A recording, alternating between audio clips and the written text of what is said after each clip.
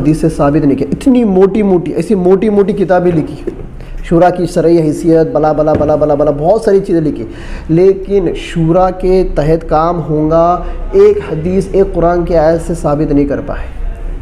اور ان کی جتنی کتابیں جو لکھی گئی ہے وہ ساری کی ساری کتابیں خود ان کے غلے کا طوق بن گئی کہ شورا امیر بنائے گا, شورا امیر بنائے گا, یا پھر جو اصحاب حل وقت ہوتے ہیں وہ شورا بنا کر اس کا ایک امیر طے کرے گی. لیکن آج تک عالمی شورا والے کا کوئی امیر نہیں بنا, نہ مولانا احمد صاحب نہ مولانا ابراہیم صاحب دامت برکاتہما, کوئی آج تک امیر نہیں بنائیں گا.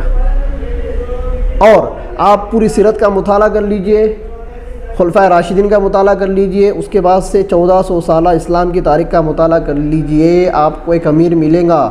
شورا تھی, واقعی میں تھی, لیکن شورا امیر کے تابع تھی. عالمی شورا کس کے تابع ہے؟ کس کے تابع؟ کون آپریٹ کر رہا ہے اس کو, کون چلا رہا ہے؟ یہ پاکستان سے چل رہی ہے, یہ بنگلہ دیش سے چل رہی ہے, کیا انڈیا سے چل رہی ہے, کیا افریقہ سے چل رہی ہے, کہاں سے چل رہی ہے؟ کون آپریٹ کر رہا ہے اس کو؟